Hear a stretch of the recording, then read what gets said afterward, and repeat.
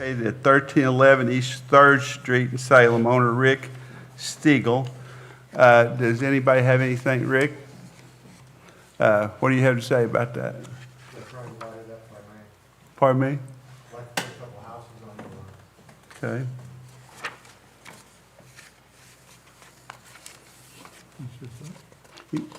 He'd like to build two houses on the lot, Well, one on each lot.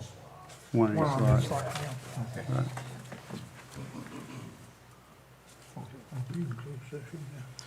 No, this is the We're in the public public hearing. hearing session. Yeah. Oh, okay.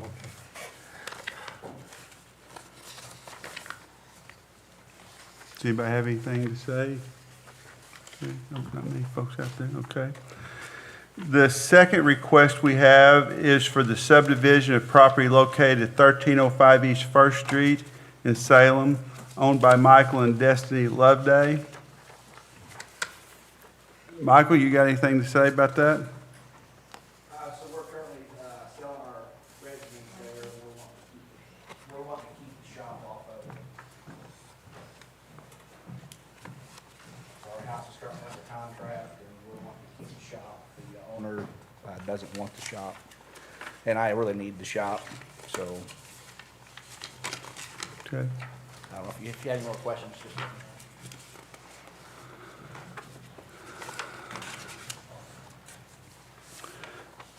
The third thing we have is we have a request for conditional use for the home-based business on the property located at 1102 South Water Street. Owner Robert and Terry, help me say that properly. I think they're here today. That should be 1402. That's a typo on my part. I apologize for That's that. when you just get 1402, Yes. owned by And Robert and Terry Schwartfurger.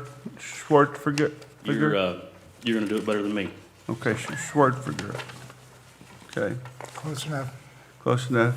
Is anybody here to have anything to say about that? But not operated by them, correct? I can speak more to that during the public meeting if you'd like. Okay. Okay. So I guess we need to close the public hearing and move to the public meeting. We don't have to have any motions for that, do we? Just move to the public meeting. I'd like to call that to order. And we'd like to have a roll call. Everybody present, say if you're present. I think everybody's here. except for, Yeah, present. Who do we have that's not here today? I think everybody's here. I think everybody's here. I believe they are. Okay. I guess we need to approve the agenda and maybe, do we not go over the minutes? I did not have the minutes for this meeting. I apologize. Richard LeBranch. Didn't even think about putting them on here. But again, the agenda, with the exception of that typo that I have there for, should be 1402 on number 3. Okay. So we got the agenda. I guess we need to approve the agenda. Make a motion, we approve the agenda. Second. And it's time for the reorganization. Well, call for the question. Call for the vote, please. Everybody for approving the agenda? Aye. Aye. Anybody opposed? Okay. Now we need to go to the reorganization of the commission. That is also an error on my part. I was hoping it was accurate. I recycled an agenda and missed that one, Okay. so apologize for that. So we have the three new business issues that we requested concern the 1311 East 3rd, the Rick Stiegel property. We have the Michael and Destiny Loveday property at 1305 East First, and we have the 1102 South Water Street property. So first, let's talk about the Rick Stiegel property at 1311. He's wanting to build 2 new homes on the property. Do you have anything to say about that? Does Jared have something?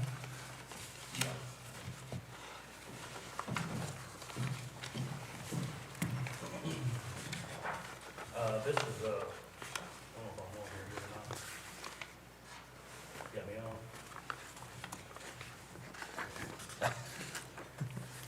Devin's behind the scenes here doing our AV tonight, so we appreciate that. Mr. Stiegel is looking at a pretty basic subdivision of the property. This is on East Third Street, down the dead end portion of that. There's a couple of large lots down there that are empty. He's purchased one of those and he's gonna divide it in half. Those dimensions of those created lots then would be well within the requirements of what the city has for subdivisions. His intention, I know, is to build one house pretty soon and another house sooner or later. Is that correct? Yeah. Okay. What is is 7,200 square feet, is that the minimum amount? So, excuse me, it would be for a, excuse me. So we do a strange thing in our code where we use the same term to mean two different things. Subdivision would be a housing development, a new housing development that's going to be put in the city, or also a division of a piece of property. So if we were going to take a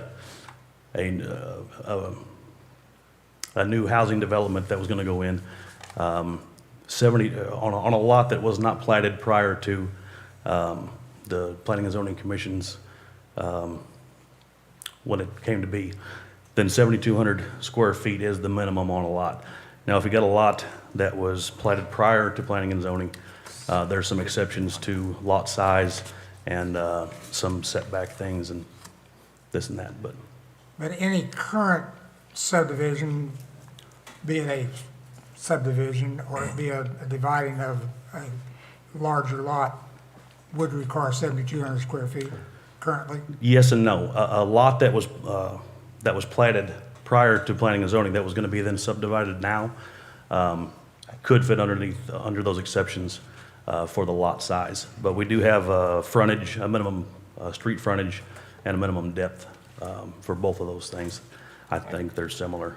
I don't remember the numbers. I've got 'em. 60 on the street, and is it 80 on the depth? Yes. Okay. Has a minimum of 60 feet of city street frontage, has a minimum depth of 80 feet, has a minimum area of 5,200 square feet, and is restricted such that the existing structure or new structure must meet the adapted side setbacks and front and rear setbacks must not be less than the setbacks common to the area. Right. So that's the In terms of exceptions. subdivisions, it's a little bit different. If it's a new lot or something, then it would have to be 120 by 60. Yeah. But because it's subdividing, it is a different standard. Okay, And I think that's probably the difference where some towns have major and versus minor subdivisions. That's probably what we're talking about here, but we're using the same terms, and so it gets a little confusing. Yeah. There are criteria in order to meet those, or in order to be, have those exceptions apply. And I think in this situation, all those were fine. And I don't actually remember what the size of this lot was, but I know it was substantially more than the 5,200. I don't know if it was the 74, yeah, Yeah. it meets the but 7,200. Water and sewer available there? to my knowledge, yes. Yeah, there are houses across the street. So I'm assuming that there's water, sewer. And there's houses on the same side of the street, before and after. Okay. So I assume that there's, So, and electric available?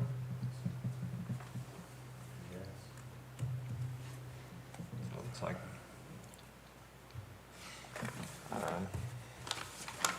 I think it's great. Yeah. I think it's what we need to fill up our vacant lots rather than trying to expand. Expansion is extremely expensive to the city, absolutely. and we need to build in current, so my recommendation is we accept it. Yeah. You have a second? I would move to approve acceptance of the request for the subdivision of the property located at 1311 East Third Street. Okay, we have, I would second that. all in favor of approving, or recommending the request to the council at 1311 East? Aye. Street? Aye. Aye. Anybody opposed? No. Okay. Let's go on to the request for subdivision of property located at 1305 East First Street in Salem. Michael and Destiny Loveday's property. I think Mr. Loveday pretty well explained it. It's a large piece of property. The shop, he wanted to subdivide the shop off to not sell it with the house, to keep that for himself. So it would be 60 foot of street frontage with 112 foot depth. Again, close as I can tell, this is one of those that meets those criteria for the exception on the lot size.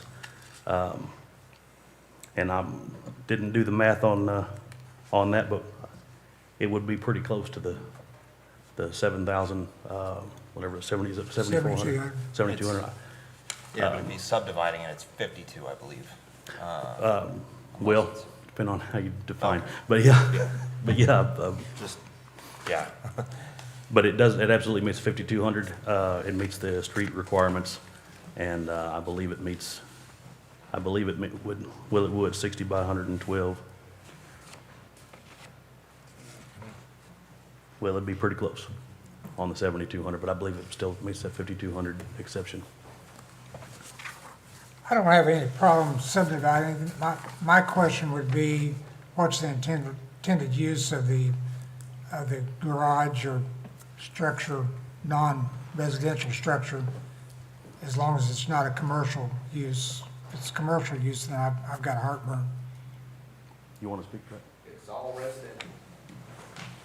So just briefly, so it's all residential use, so what me and my wife's goal is we now have a rental house that we're renting. We're tired of chasing bank mortgage and interest rates and stuff like that. So our goal is we're renting and saving our entire incomes for 2 years to buy something with cash. So that way we can get ahead of the game. The lady moving in from California, she doesn't want the shop, has no need for the shop. I have tremendous need for the shop, purely residential, just for personal use. Okay. Everything I've acquired in my 40 years of life is in there. I'm not gonna disclose what's in there, but you guys are more welcome to come by.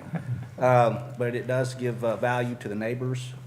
There's other houses for sale on that street. Somebody that's always wanted to shop has the opportunity to buy a shop. The house just to the east of it, just sold. It's an older lady, but at some point, they could have the opportunity to buy that shop and attach it to their property. So it's just purely personal use. It has access to electric. There is no water to it right now.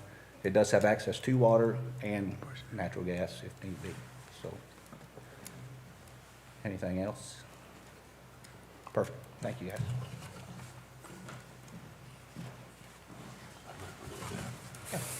I would motion to approve it. I'll second. Okay, we have a motion to approve or recommend approving the 1305 East First Street property owned by Michael and Destiny be divided. What do we, who's in favor? Aye. Nobody's opposed.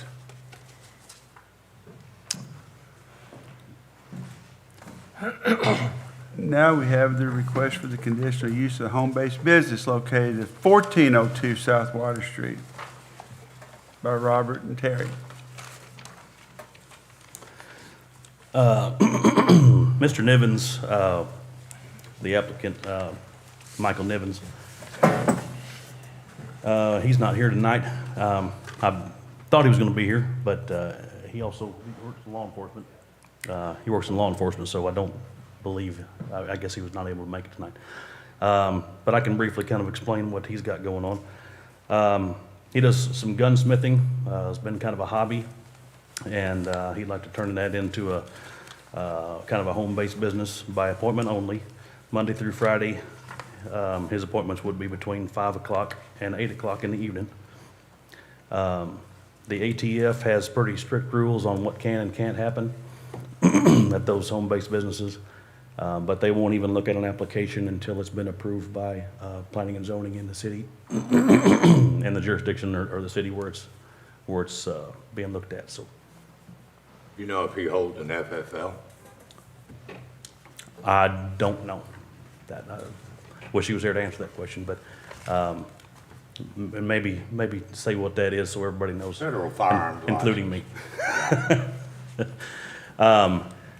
Whatever the ATF requires, he will be inspected and have to go through all their hoops in order to do this. So if they require it, I'm sure he's either got it or have to get it. But this is the first step as far as ATF goes, is to have approval for the site. So he's a tenant of the property? It's his mother and father-in-law owns it. Okay.